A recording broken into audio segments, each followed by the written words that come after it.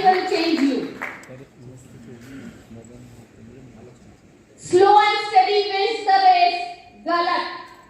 Fast and steady wins the race. जिसकी ने इन्हीं प्रिंसिपल के ऊपर काम किया और आज हम सबके लिए लीगेसी क्रिएट कर गए। कुछ कहने से पहले मैं भगवान को शुक्रिया अदा करना चाहूंगी कि उन्होंने सुबुद्धि दी वेस्टीज और विनिंग टीम ज्वाइन करने की, क्योंकि ये छोटा सा डिसीजन ने हमारे लाइफ में बहुत बड़ा चेंज लाया है। रोंगटे खड़े हो जाते हैं ये सोचकर कि अगर मैं ये डिसीजन नहीं लेती तो आज क्या होता। थैंक्स करना चाहूंगी हमारे पेरेंट्स का जिन्होंने अच्छे संस्कार दिए, हमारी best of the best line of sponsorship जिसमें आते हैं भारी भैया एंड फैमिली, जिन्होंने हमारे लिए अपॉर्चुनिटी का दरवाजा खोला, अनूप भैया एंड भाभी जो ज्ञान का भंडार है, और भारी भैया एंड फैमिली जिन्हें देख के हम इस बिजनेस में ज्वाइन हुए, जिनके लिए जिक्कर जी ने बोला था कि यस हमें आपके मिशन में करके दिखाना है कि जो डिसीजन हमने लिया वो सही था। मेरा जन्म बैंगलोर में हुआ और मेरी स्कूलिंग राजस्थान, पंजाब और महाराष्ट्र में हुई, और राजेंद्र जी एक छोटे से गांव अकोला देव जालना डिस्ट्रिक्ट में उनका जन्म हुआ। वैसे अगर देखा जाए तो बचपन में वो काफी अच्छी परिस्थिति थी उनकी, लेकिन जब उनके फादर का देहांत हुआ तो उनकी फाइनेंशियल सिचुएशन बहुत फाइनेंशियल क्रंच में आ रहे थे वो, और तब उन्होंने अपने एजुकेशन के लिए अपने बहन के यहाँ जलगांव में जाके ग्रेजुएशन और पोस्ट ग्रेजुएशन किया। पोस्ट ग्रेजुएशन करते समय उनको 98% मिले अकाउंट्स में, तो उनके टीचर ने कहा कि आप सीए बन जाओ। सीए बनने के लिए पढ़ाई जब शुरू की तो साइड बाय साइड उन्होंने बैंकिंग एग्जाम का एग्जाम दिया और वहां पर उनका सिलेक्शन हुआ, तो बीच में ही उन्होंने सीए छोड़ दिया। सीए छोड़ने के बाद बैंक जब ज्वाइन की उन्होंने 1989 में, तब पुणे में जब उन्होंने एंट्री की थी तो सिर्फ 2 ड्रेस और एक स्लीपर से उन्होंने एंट्री की थी। और 1991 में जब हमारी शादी हुई, मेरे फादर इंडियन एयरफोर्स में एज अ स्क्वाड्रन लीडर थे, तो उन्होंने सिर्फ ये देखा था कि लड़का मेहनती है, गवर्नमेंट जॉब है और पुणे जैसे शहर में रहते हैं। और जब हमारी शादी हुई और मैं पुणे में आई थी तो सिर्फ 10x10 का हमारा पहला घर था। मीन्स आप उसी को बोल दो कि वही हमारा लिविंग रूम था, वही हमारा डाइनिंग रूम था, वही हमारा बेडरूम था, वही हमारा किचन था।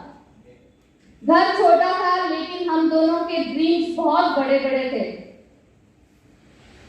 मैंने ICAA किया था तो मैंने जॉब करना स्वीकार किया कि एक की जॉब सैलरी से पूरा घर नहीं चल पाएगा, तो मैंने एक मल्टीनेशनल कंपनी में एज अकाउंट्स मैनेजर का जॉब किया। और उस समय मुझे पता है कि राजेंद्र जी घर में सबसे छोटे थे, लेकिन वो ही पढ़े लिखे थे, तो घर की भी जवाबदारी पूरी उनके पास थी।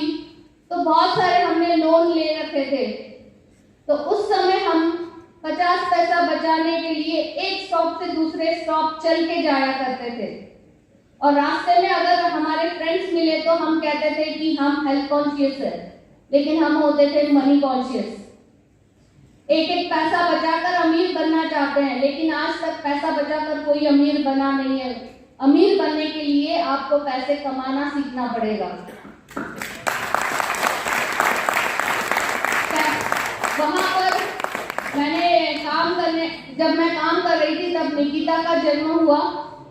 जब निकिता का जन्म हुआ तो हर माँ बाप की तरह मैं चाहती थी कि एक बेटी का पहला चलना, पहला बोलना, पहला मुस्कुराना, ये सब मेरे आंखों के सामने हो। लेकिन जॉब की वजह से मैंने उसे अपने मम्मी के यहाँ नासिक में छोड़ दिया था जब वो 3.5 महीने की थी। और जब भी मुझे उसके पास रहने की इच्छा होती थी कि मेरी बेटी मेरे पास रहे, तो मुझे बॉस से पूछना पड़ता था कि क्या मैं छुट्टी ले सकूं। वो बहुत खटकता था मुझे कि बेटी हमारी, लेकिन परमिशन देगा बॉस कि आपको आपके बच्चों के साथ रहना या नहीं। फ्रेंड्स, पैसा एक ऐसी चीज है जिसे अगर आप कंट्रोल ना करो तो वो आपको कंट्रोल करने लगता है। वो तय करता है कि आप कौन से घर में रहोगे, आप कितने बजे उठोगे, आप कितने बजे खाओगे, चाहे आपको भूख लगे ना लगे, आप कौन से गाड़ी चलाओगे, आपके बच्चे कौन से स्कूल में जाएंगे, आप कहाँ घूमने जाएंगे, ये सब पैसा डिसाइड करता है। और हमारी उस समय ऐसे सैलरी थी कि सैलरी पहले खत्म हो जाती थी, महीना बाद में खत्म होता था। हम दोनों बहुत ड्रीमर्स थे, तो साइड बाय साइड फिर हमने जॉब के साथ LIC की एजेंसी ली। LIC एजेंसी लेने के बाद हमें जब भी हम कोई पॉलिसी निकालते थे तो वो पूछते थे कि आप हमारे कितने इंस्टॉलमेंट भरोगे। ऐसे करके वो पॉलिसी में हम लॉस में ही गए। फिर हमने सोचा कि क्यों ना मैं जिस कंपनी में एज अकाउंट मैनेजर काम कर रही थी, मैं एक जाने मानी कुरियर कंपनी में अकाउंट्स मैनेजर थी, तो मैंने उसकी फ्रेंचाइजी ली। फ्रेंचाइजी जब ली तो काफी हमने मेहनत की और काफी इनकम आने लगा हमें।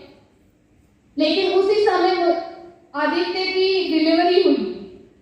आदित्य जब हुआ था उसके एक दिन पहले तक, मीन्स मैं 9 मंथ्स होने के बाद, एक दिन के बाद आदित्य की डिलीवरी हुई थी, तो उसके अगले दिनों तक हम लगभग 30 से 40 किलोमीटर कंपनीज में जाके कोटेशन दे रहे थे। और नेक्स्ट डे आदित्य का जन्म हुआ था। और जब मैं डिलीवरी होने के बाद घर में गई तब मेरे ऑफिस के लोगों ने ऑफिस मैनेज करने की जगह डैमेज करना शुरू कर दिया। और मुझे हर 3-4 दिन के बाद फोन आने लगा कि आज डिलीवरी बॉय आया नहीं है, तो सर छुट्टी लेके एज अ कुरियर बॉय सब जगह पार्सल दिया करते थे। फिर तंग आकर हमने वो प्रॉफिट मेकिंग कंपनी हमने बंद कर दी। और उसी समय मैंने भगवान से प्रार्थना की थी कि हमें कुछ ऐसा बिजनेस दिखाइए कि जो हम घर बैठ के सब कुछ बच्चों को संभाल के मैं कर सकूं। और उसी दौरान हमें इन्हीं के फ्रेंड्स ने नेटवर्क मार्केटिंग इंडस्ट्री के बारे में बताया। और जब प्लान देखा, सच में मैं बताती हूँ कि जब प्लान देखा तो मैंने अपने हस्बैंड को कहा था कि हमें इसमें नहीं फंसना, ये मेरे शब्द थे।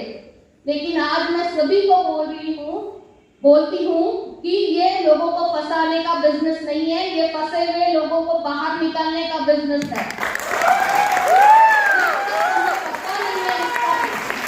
ये एक्चुअल क्या है तब तक हम अपनी राय नहीं दे सकते। मैंने राजेंद्र जी के पास जब ये बिजनेस ज्वाइन करना था हमें, तो हमारे पास उस समय ज्वाइन करने के लिए 4,400 रुपए लगते थे, लेकिन उनके अकाउंट में 4,400 रुपए भी नहीं थे। इन्होंने अपने सबॉर्डिनेट से 5,000 रुपए लिए और हमने ज्वाइन किया था।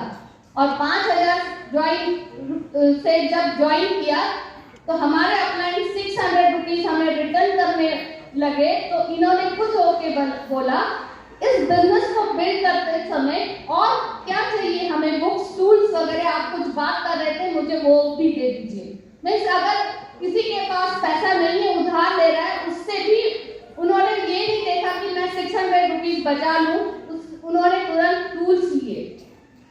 और और मुझे कहा कि देखो आज तक जो हम कर रहे हैं वही करते रहेंगे, तो आज तक जो हमें मिला है वही मिलता रहेगा। आज तक जो नहीं मिला वो पाना है, तो आज तक नहीं किया वो करना पड़ेगा। मराठी में उन्होंने कहा कि गाजरा की पोंगी वाजने नहीं तर मोडून खाली, मीन्स गाजर की बांसुरी बजा के देखते हैं, बजी तो बजी, नहीं तो तोड़ के खाली। और फर्स्ट दिन से मैंने उनके साथ काम करना शुरू किया।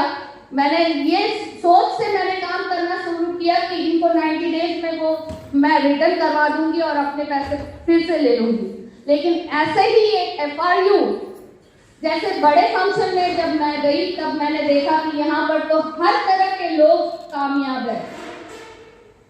तब मुझे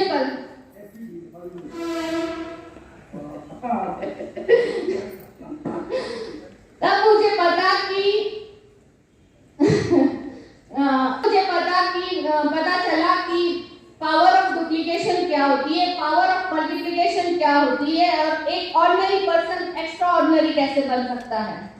क्योंकि हमें कॉलेज और स्कूल में यही बताया गया है कि अगर आपको अच्छी लाइफस्टाइल जीनी है तो आपको अपना नो हाउ बढ़ाना पड़ेगा, और हम यही सोच लेके चलते थे कि हमें अपना नो हाउ बढ़ाना है। तो मैं जब जॉब कर रही थी तब भी मैं अपना नो हाउ बढ़ा रही थी कि अगर लेबर कोई काम कर रहा है तो उसका सैलरी होता है 1-2-3 हजार, कोई इंजीनियर है तो उससे ज्यादा होगा, डॉक्टर है तो उससे ज्यादा होगा। लेकिन बाद में पता चला कि नो हाउ वाला इनकम नहीं कमाता, नो वाई वाला ज्यादा इनकम कमाता है। और पावर ऑफ नेटवर्किंग की उधर मुझे पता चला कि ऐसे भी बुक्स होते हैं जिसे कहते हैं रॉबर्ट कियोसाकी की 21st business of 21st century, rich dad poor dad, copycat marketing, parable of pipeline. ये किताबों के नाम हमने सुने ही नहीं थे। वहां पर पता चला कि सच में कि ये एक अदर इंडस्ट्री है जहां पर अगर हम काम करें 2 से 5 साल जी जान से, तो आने वाली जनरेशन आफ्टर जनरेशन हम सिक्योर कर सकते हैं। और हमने काम करना शुरू किया, अच्छी लेवल भी हमने वहां पर मेंटेन की, बहुत सारे फॉरेन ट्रिप्स भी हुए। लेकिन जो चीजें हमें बताया जाता था कि वहां की लाइफस्टाइल जो बताई जाती थी वो इंडिया में कहीं पर भी नजर नहीं आ रही थी। और हमारे 18 साल हो गए थे देते समय। तो मैं इतना ही कहना चाहूंगी कि लोग कुछ ना कुछ बहाने बनाते हैं। आज हो सकता है कि आपके पास बहुत सारा इनकम हो, आपकी लाइफ सिक्योर हो, आपको कोई प्रॉब्लम नहीं लग रही हो, लेकिन अगर कुछ हो गया, हमने कभी सोचा नहीं था कि ये हमारे साथ ऐसा होगा, तो क्या? टाइटैनिक जहाज जब बना था तो उनसे पूछा गया था कि ये जहाज कितना सिक्योर है, तो उन्होंने कहा था कि भगवान भी इसे सिंक नहीं करेगा, डुबो नहीं सकता। और हम सबको पता है उसके बारे में।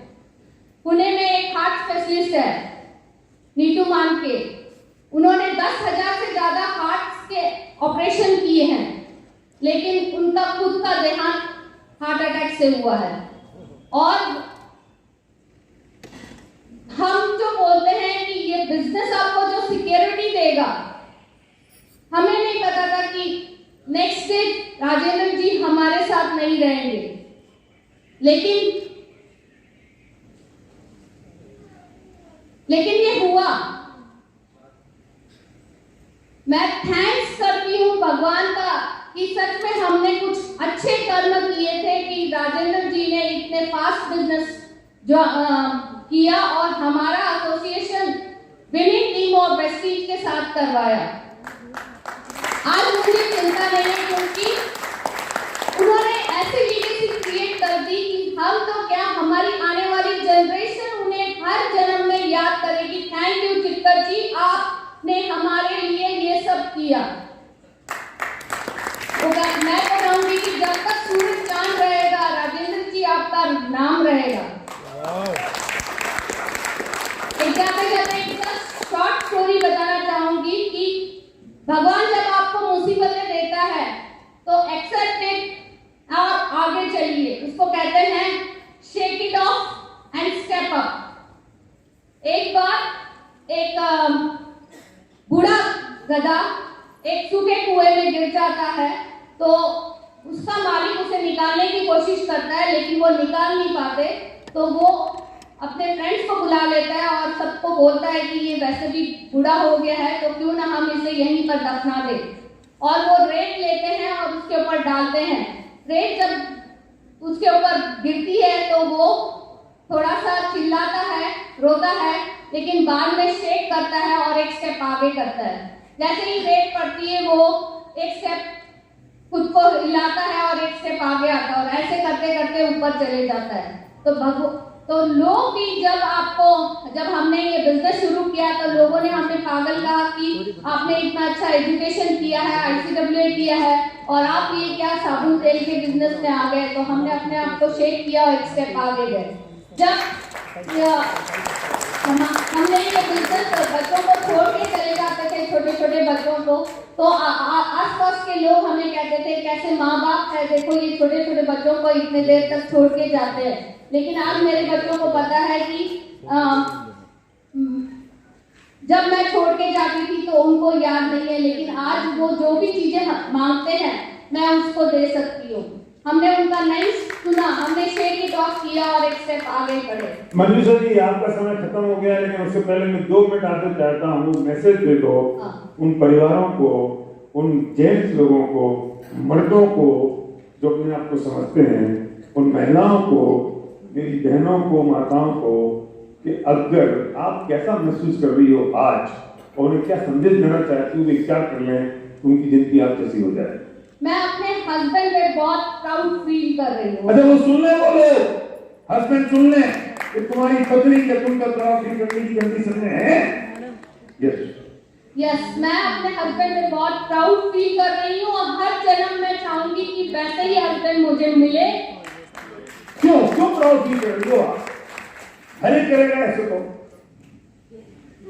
नहीं, उन्होंने हर बार कहते थे कि वो अपने फैमिली से बहुत प्यार करते हैं और इसीलिए उन्होंने वो बिजनेस पहले वाला छोड़ा था। जब कोई भी उनसे पूछता था तो वो बोल रहे थे कि मुझे मेरी फैमिली से प्यार है, इसीलिए मैं बिजनेस मैंने छोड़ा है और मैं उसको करके दिखाऊंगा। और उन्होंने करके दिखाया। आज हमारे लिए चिंता नहीं है। आज अगर देखा जाए तो 1 लाख से प्लस मेरे इंस्टॉलमेंट्स जाते हैं, लेकिन मुझे चिंता नहीं है कि वो पैसा आएगा या नहीं। पैसिव इनकम जो हम बताते थे वो आज मैं ले रही हूँ। ले रही हैं आप? पैसिव इनकम आप ले रही हैं? यस। कितना रुपए महीने का आपके पास, जब राजन जी थे तब कितना रुपए आ रहा था और वो गए हुए 8 महीने हो गए तो कितना रुपए महीने का कंसिस्टेंट आपके पास आ रहा है? 5 से 6 लाख रुपए महीना आ रहा था जब राजेंद्र जी थे हमारे साथ। लेकिन राजेंद्र जी जब हमें छोड़ के गए तो 7.25 मेरा हाईएस्ट चेक था। अगर ये खबर आपके पास है तो आपको किसी को सुनने की जरूरत नहीं है, और नहीं है तो खबरदार आपने से मना किया तो। Thank you so much. Thank you.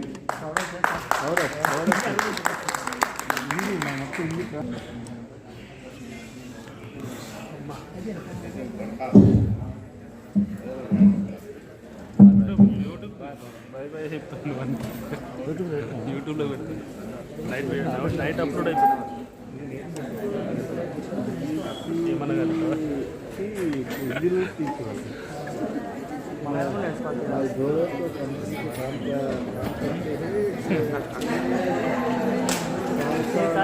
काम करते